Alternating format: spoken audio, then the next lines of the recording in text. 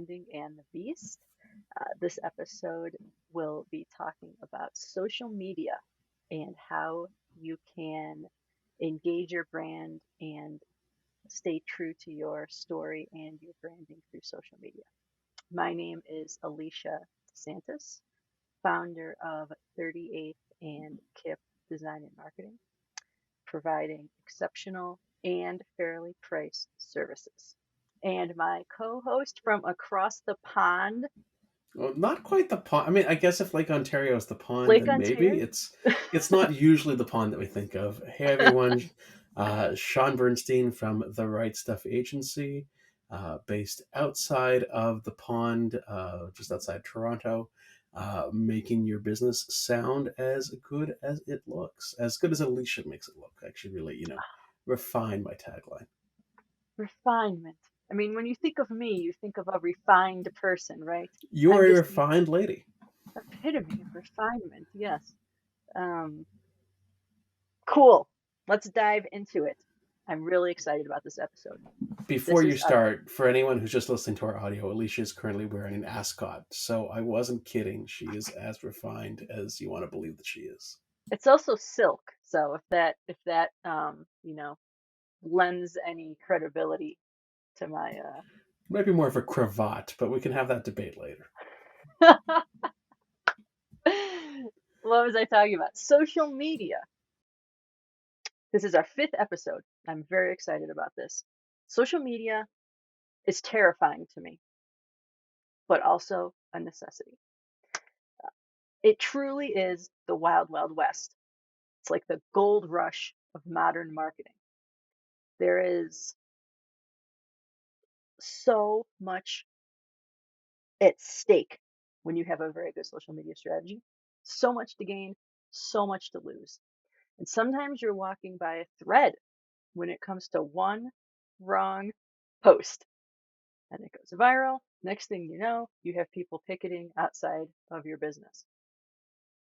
So I really applaud anyone who is doing a very good job with social media, not just with their followers and the interaction they get, but also unlocking that mystery of how do you connect your brand? How do you stay true to your brand in a social media strategy when everything is changing so much and there's so many trends and so much uh,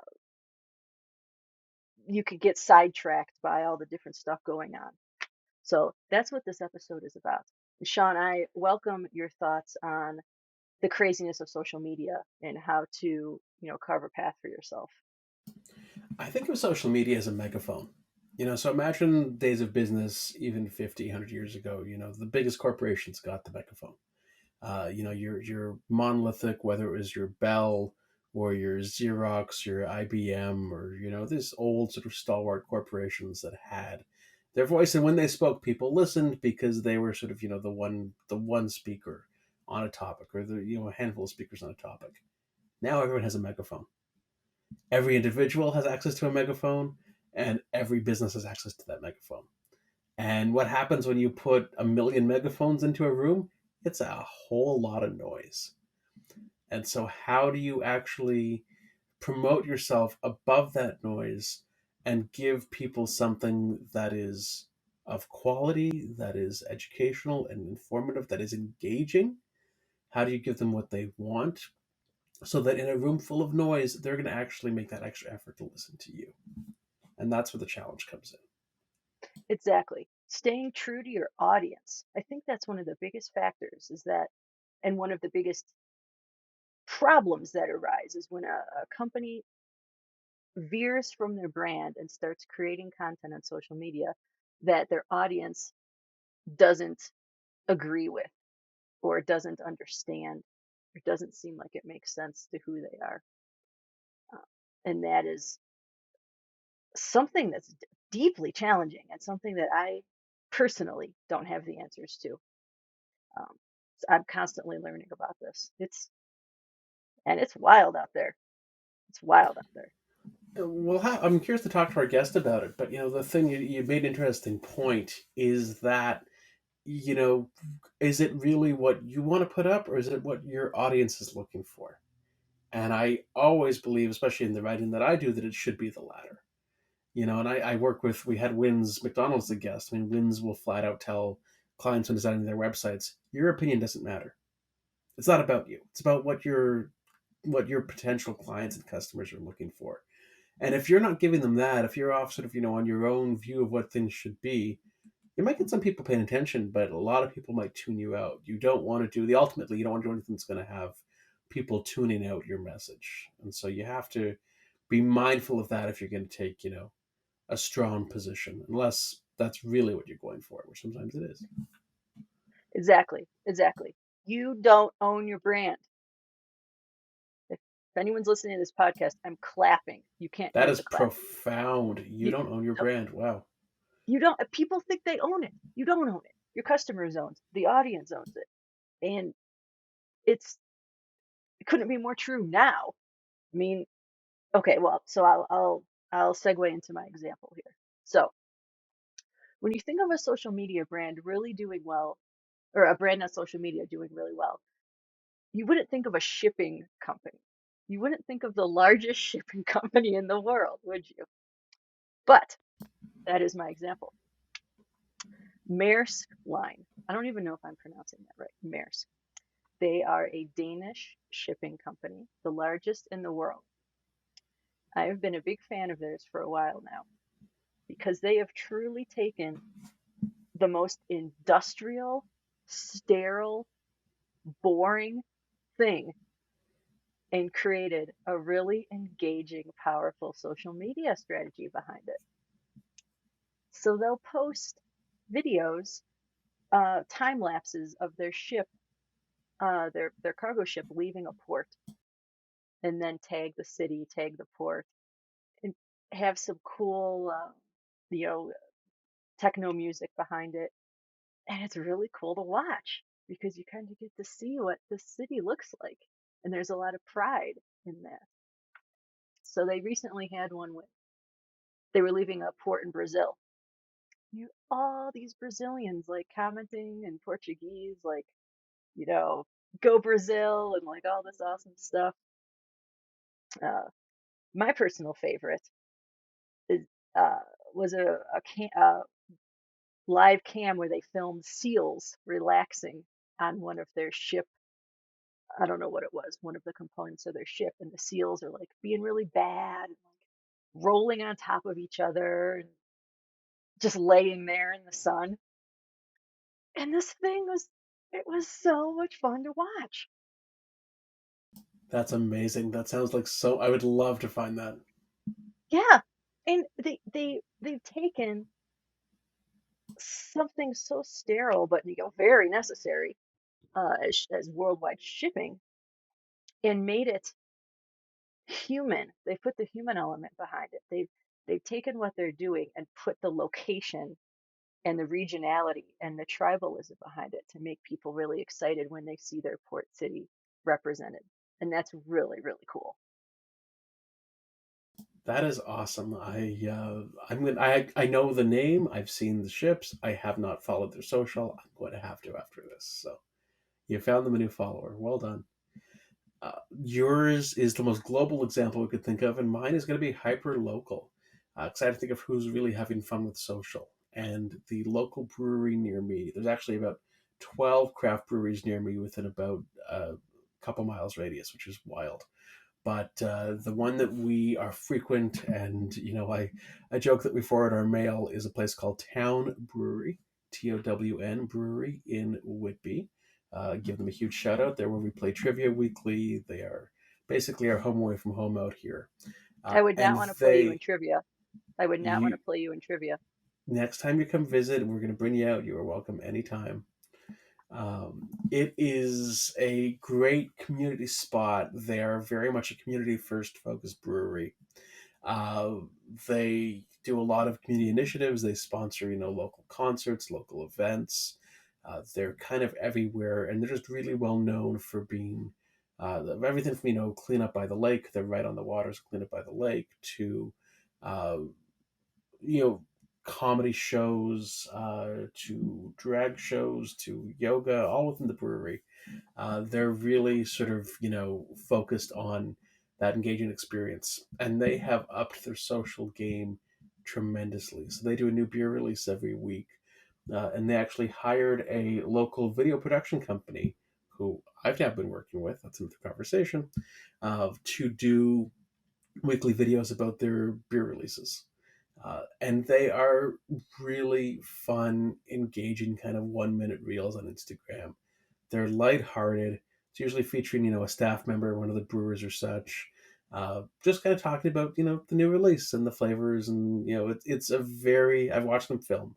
It's a very casual, very easygoing setup that really not only perfectly represents their brand and their ethos, but captures your attention and is a lot of fun to watch. They have still imagery as well that they use, and they have, photos of their merch and photos of the beer, and that's great. But if they just had, pictures of, pint glasses on their social, they wouldn't get traction. It's not dynamic. It's not a great way to market their brand.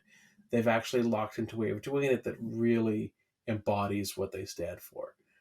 And they're gaining a reputation based on that alone. So, I've now hired those video guys to do a video for the right stuff. That'll be coming out soon, but it's all good news, and I'm proud to be a follower of theirs.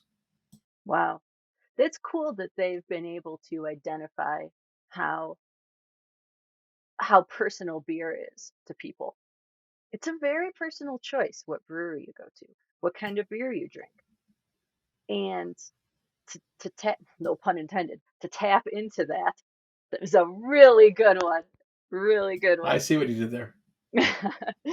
To tap into that and understand that people really want to know what's going on with their beer, and they just want to have that emotional experience behind it of how it's made and how it smells, and just that fun, the different flavor profiles. I mean, beer has really kind of become wine in a way.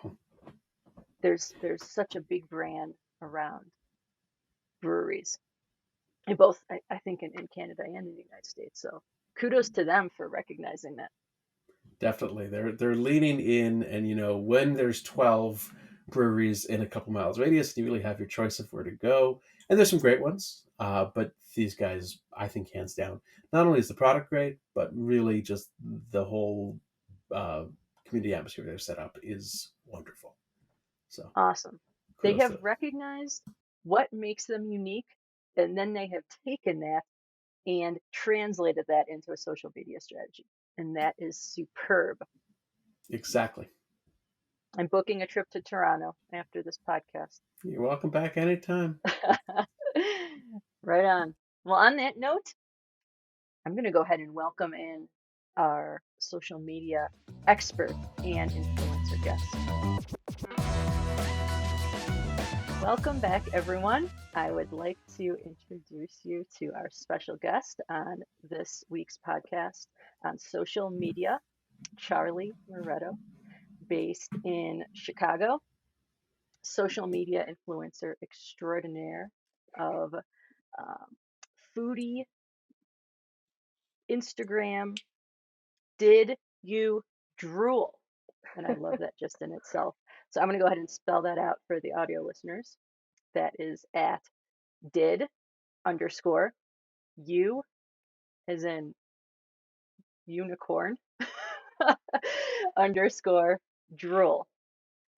And I am so stoked to have her on here because she is absolutely killing it in terms of finding a happy medium between trends and staying true to her vision and growing her follower base and having a lot of interaction with those followers.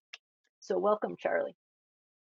Thank you so much. That was an amazing introduction, Alicia, and I'm so thrilled to be here. Super excited to chat with you both, and just excited to be talking about everything, sharing any knowledge that I might have on social media, how I've grown my own brand personally over the past, 5, 6 years. So really excited to be here. Sweet. I had to Well, on mute my that note, microphone while you were doing that introduction because I was busy furiously typing in "Did you drool?" And I have to now put it away, or else I'm going to look at food pictures the entire time we talk. So It's gonna I Oh will make be yeah, you and I drooling. so know hungry. it just makes you hungry. That's all it really does. And it's not really a healthy food account by any means. So for anyone who's maybe dieting or looking to get some healthy inspiration, I would not recommend my own account for any of that. It's more burgers, mac and cheese, steak, pretty that drool worthy food content. So definitely getting straight to the good stuff. The pasta is what kills me. The noodles, for some reason, I always get the noodle content. And it just, Yep. ah. So, speaking of noodles, let's start with how this even came about. Why did you even get involved in social media in the first place and launch this account? Yeah, so it's something I started a while back. I want to say 6, almost 7 years ago even, not something I really took super seriously at first at all. It was something I really just did for fun. I've always been super passionate about food and restaurants and going out to eat. That's always been a huge part of my culture growing up Italian.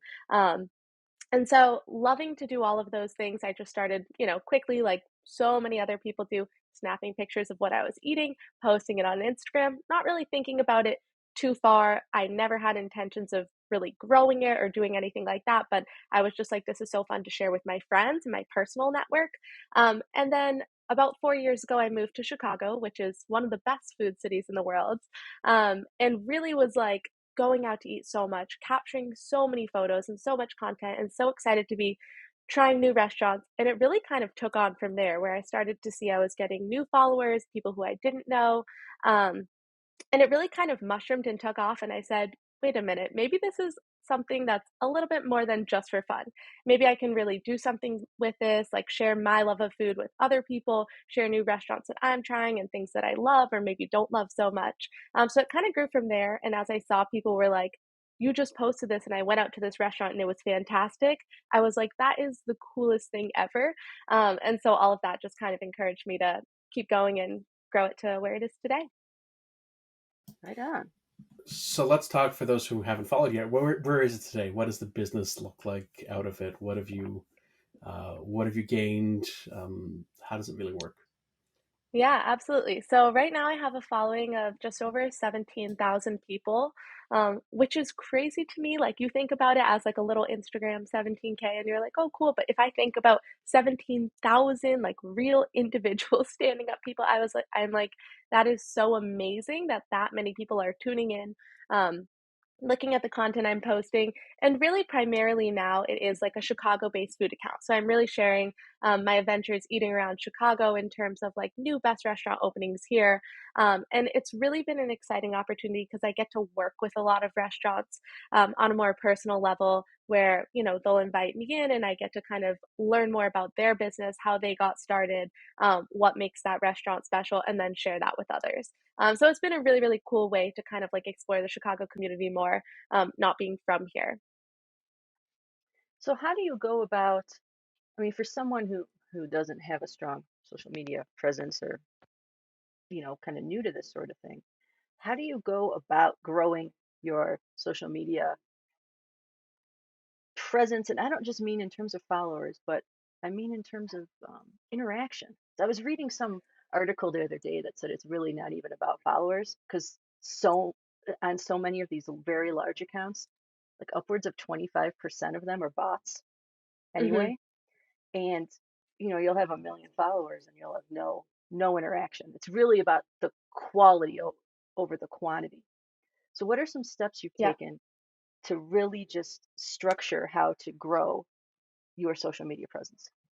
Yeah, absolutely. And it's funny you brought that up because it is so true. Like, you'll see an account with maybe 200,000 followers, but they're only getting 200 likes on their pictures, you know? So it really is about like not only having a large audience, but also having a really engaged audience is something that's been super important to me. And honestly, like, this maybe isn't the best thing, but this is just the honest truth. I am just on social media 24/7. I love it. I enjoy it like as a consumer, so I am always continually engaging with people, commenting people. I respond to, I would say 99% of the direct messages I get when people message me, hey, I have family coming into town this weekend and we're really looking for the best steakhouse or Italian restaurant, whatever it is. I really do my best to try to like respond to every single person who reaches out to me, to respond to every comment, engage with people. And then a huge part of it too is like engaging with other food influencers and foodie people in the community, other restaurants. So really just staying on top of like interacting with people and realizing that like social media really is a social platform first. So treating it as such and not just like creating content just to put it out and then being like, that's all I'm doing. I'm just creating it, but really like interacting and engaging with those people. I'm going to throw an interesting question here because that's Yeah. really hits me. And so, you're at this restaurant, presumably ready, you're taking great pictures of food. The meal's delicious, but how do you create that separation? How do you separate your social media life from your real life? So how do you, take that pause to actually say, okay, put the phone down and just enjoy the food and the company? Where does that divide Well, come in? I think Charlie, before you answer that, I think that's true of a lot of companies, and where they get in trouble is that they make it too personal. And they have the social media manager or the owner or whoever, they can't find that divide, and that can be a downfall. Yeah. So for me, like I don't put a ton of myself into my social media, into what I do, but I do feel like because it's kind of a personal brand, like I'm always happy to like post pictures of myself, me taking a bite out of something or just like saying hello to people. So I'm lucky in that way that I'm not like a big company where I like have to keep it so separate. I do always want things to be coming like organically from my voice and seeming like it's coming for me. Um, but Sean, to your point, that is a tricky, tricky thing. And it's something I'm still finding balance with today. Yesterday was actually my birthday, and I went to like a new restaurant with my boyfriend that we'd never tried before, a fabulous new, or it's not new, but new to me, steakhouse in Chicago. And it was so hard to like not pick up my phone and be taking pictures throughout the meal because there is a difference between when I get invited into a restaurant for like a complimentary meal. That's like almost a job to me. Like I'm going in to be taking pictures, to be producing content, to be sharing that with my followers and people across Instagram. But when I'm going on like a birthday dinner that, someone's treating me towards, I'm like, I don't want to be on my phone for this whole thing. This isn't work, like this is something where I just want to like enjoy it and be in the moment. But I will say transparently, it is so hard for me to put my phone down. I was to my boyfriend, like, just one picture. No, I'll just be one picture. I'll be super quick, and then I'll put my phone right back down. So it's definitely tricky finding that balance. But I try to find a separation between, this is something where I'm here intentionally with the purpose of producing content, taking videos, getting that information, or I'm here with a group of friends. I'm just not going to do it today. I'm going to keep my phone in my purse. I might be missing out on a good opportunity to capture new content, but this is like not a work event. I want to just be fully present in the moment, and not worried about like lighting and angles. And can you hold that right there? So yeah, it's definitely a tricky, tricky thing to balance. That's a great question, Sean. Yeah. So that leads me into my next question, which is staying true to your brand values. So, you have Did You Drill and you have you as the individual, and you've taken on this consultant approach. It seems, with people actually reaching out to you and asking, which is really, really cool. So I want to know how you stay true to, your audience and your values, and what you think is important to your brand, um, and not get sidetracked amongst, as we talked earlier, all the noise. So I think that's another thing where you really, really have to balance it on social media. On one end of the spectrum, there are people who I think post every single thing they eat and are like, this is amazing. This was the best meal ever. And you're like, is that true? Not really sure. And on the other end of the spectrum, I know some food influencers who do like candid reviews of restaurants. I had a bad experience at this place, XYZ. Um, and post a full gamut of reviews. Coming from a restaurant background, and previously I used to work in restaurants, um, I would just feel bad bashing a place publicly. It's not really my style. So, what I typically try to do, say I have a negative experience at a place, usually I just won't post about it at all. I usually just try to refrain from it's almost like if you have nothing nice to say, don't say anything at all. Usually, if I have a negative experience, I'll do something like that. Or I'll try to find the good in something. So say I went to a restaurant and it was just like average, but the cocktails were fantastic. Maybe I'll highlight like the bar program and the drink menu instead. So trying to find like the light in things and the good things that I did genuinely love and speaking to that. But if there's a restaurant I just genuinely didn't like, I'm just never going to post it. I'm never going to be like, this place is terrible, never go here, because maybe it was just an off night. You never know. It was a one off experience. Um, and on the other end of the spectrum, I do a good deal of like brand collaborations as well. So working with different like food products, whether it's a frozen pizza company or a gummy vitamin company or whatever it is. And those are things that I take super seriously too, because while they're sponsored and obviously like there's compensation on the other side of it, I always want to be promoting things that I genuinely like and love and would buy myself and recommend to all of my friends and close friends. So that's something I take pretty seriously in making sure I'm only working with brands that I like genuinely love. So it's definitely super important to me to make sure I'm like being very honest with my audience and always providing them with like the truth, even though it's just my opinion and just my thoughts. I always want it to be like super authentic and super honest. Well, sure. Well, that's a reflection of who you are. I mean, if you're not honest and authentic about it and you promote something that's crappy, well, that's damaging to your brand. Exactly. And then people are going to be like, I tried this and I didn't like it. Or, and you don't want to have that feedback too. Like the worst thing is if you recommend a place and someone goes and they have a bad experience, you're like, well, now that's a reflection of like me and my opinion. So always just trying to really like be true to what I genuinely like, and recommending the places that I think are like the best and worthy of people checking out. Right on. I've heard Phil Rosenthal talk about that in interviews for somebody feed Phil. You watch the show and he's just so Okay. buoyant. Which I love him. Mm-hmm. I know he's not everyone's taste, but they say, well, why do you like everything? He says, if I like it, it goes in the show. If I don't like it, I don't put it in. It's not complicated. He does like most things. And if something really isn't to his tastes, he's not going to trash it in the show. I'm Yeah. going to ask you another question that's kind of coming to mind as I'm flipping through, and I'm trying to boost my own Instagram, and it's a challenge. And yes, there's reels, and yes, there's visuals, but how do you personally tell a story in a static image? How do you sort of invoke an entire narrative in one snapshot? What's your strategy there? It is so tricky. And I think, it's so interesting with Instagram now because so much of it has shifted to reels and video content. And now about probably 90% of the content I'm producing is video content as well, just because that's what seems to really resonate with audiences the most.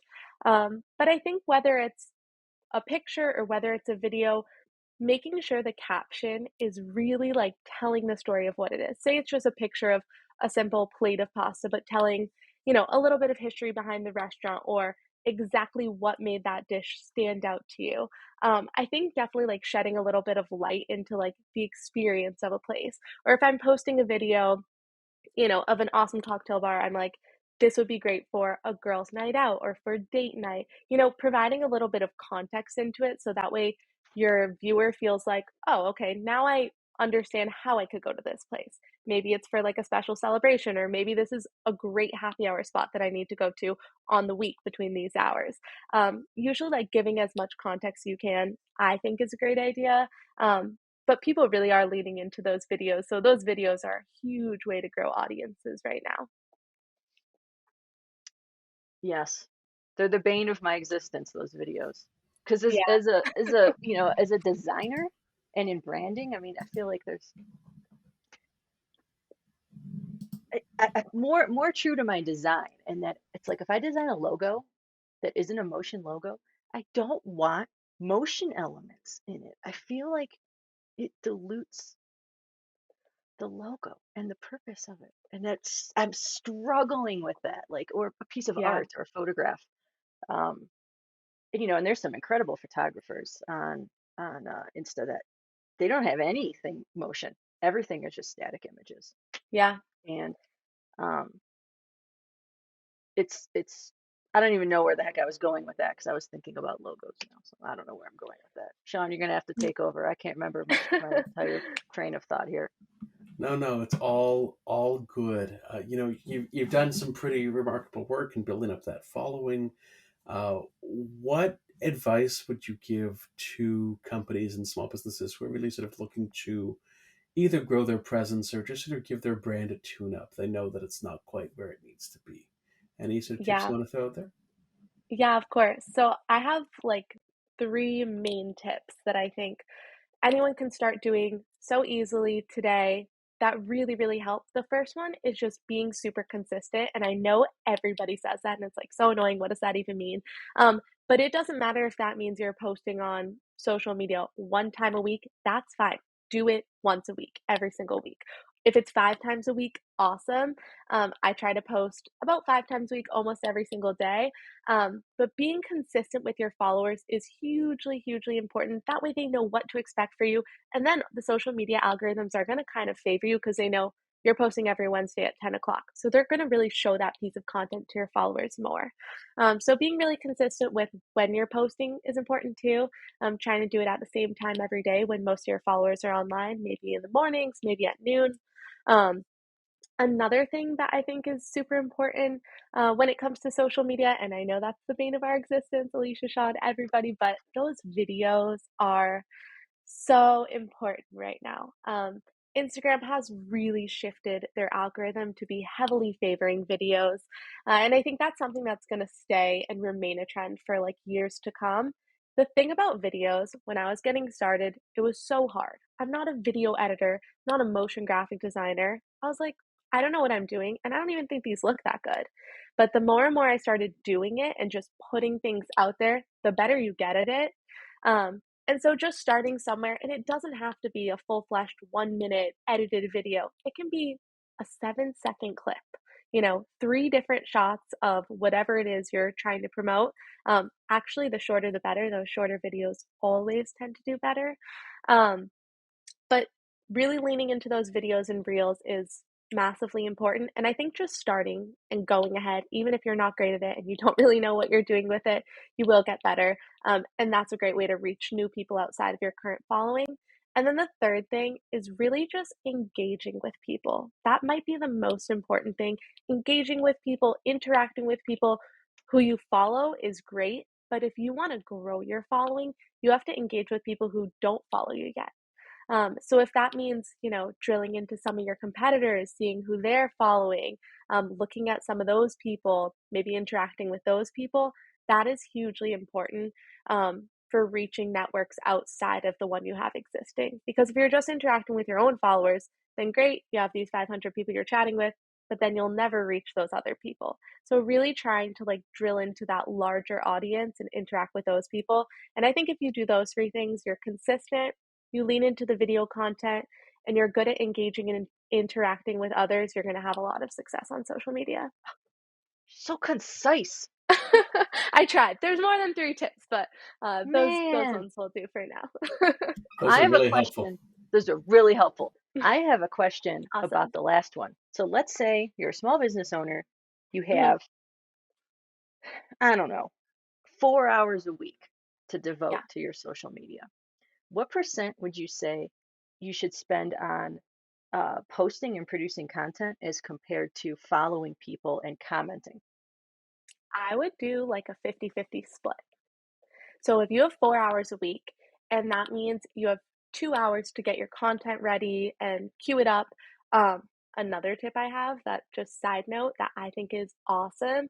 If you don't have like a Hootsuite or a big scheduling tool or something like that, which most people don't, I don't for my personal Instagram, save things as drafts. Take a picture, use the back arrow, save it as a draft. That way, when you go to post, you already have it done. You already have the caption, you have everything done. So queue up some posts like that, have them ready to go. But I would spend about 50% of my time creating the content and posting it, and about 50% engaging with others. Looking at the explore page, looking at trending hashtags that have to do with your industry or niche. I really think it should be about a 50-50 split. I'll ask a Mine is question on like, behalf of. Oh, sorry, Alicia, don't want to cut you off. no, mine's like 90-10. So I should probably do more of the investigative. Okay, Sean, go ahead. Last question. Yeah, for sort of those entrepreneurs who just don't have the acumen themselves. Either they're not great with a camera, or they're too intimidated, or just don't have the time, and they're looking to hire someone to help take over their, social media. They know they have to do it. They're looking to hire someone to help take over their social media management. what would you suggest they look for? That is a good question. I think that like something really important would be looking at someone's past clients. Looking and making sure that you like the work that they're already doing for others. The stuff that they're putting out is going to be super important. And I think that every single person has their own unique style and way of how they do things.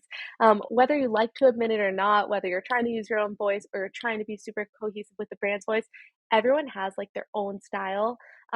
So look for someone that you align with in that way that already is doing great work and you love the accounts that they're running. Also look for someone who's super passionate about it, passionate about social media, and also passionate about your brand. Because to be promoting something that you're not interested in, it's never really going to come across super authentic, I think. But if you're promoting something that you love or a company or a business that you can really get behind and tell the story of and understand, then I think that's going to give it like that extra pizzazz, if you will, that will make it stand out and reach people and really resonate with people. That's a great question, Sean. Awesome. No, that's a great answer. Thank you. Yeah, thank you. Awesome. Well, let's wrap it up. Charly, this was so bloody informative And fun. And and fun. And fun. fun. I knew it would be fun. Thank you so much for being with us today. And again, Charly Moretto of Did You Drool? If you're watching the video portion, you will see it typed out here so you can follow it. And thank you so much. Yeah, thank you both so much for having me. This was so much fun getting to chat with you all. And I hope we can do it again soon. Yep. Take it easy. Awesome. Thanks, Charly. Bye bye. Awesome. Thanks, guys.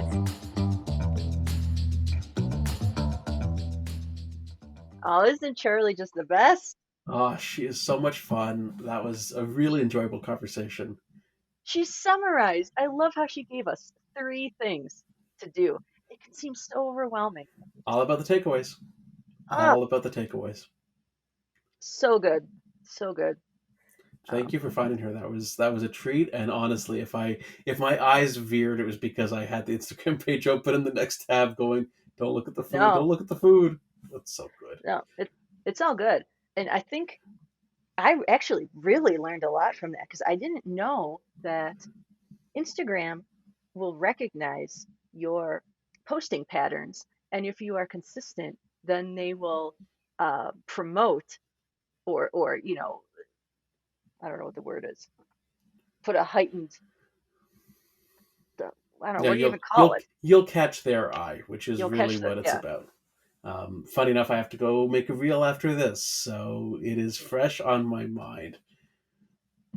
So the thing I think about Charly is I think she links back to your example with the community mindedness and really leaning into a community of people. So the beer and brewery scene, the independent brewery scene in Toronto, as compared to the independent restaurant scene in Chicago, both have a lot of pride and a lot of uh, dignity in what they do, and it's a very unique experience for the person. I mean, in Chicago, I lived in Chicago, I got my master's there.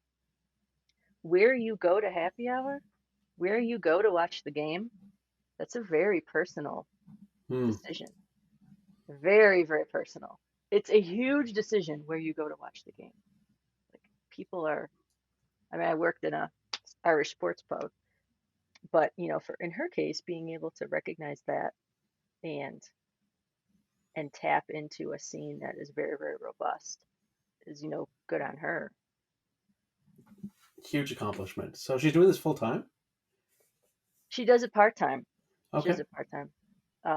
But just really, I enjoy having her on because I think there's other people we could have had that had a much larger following.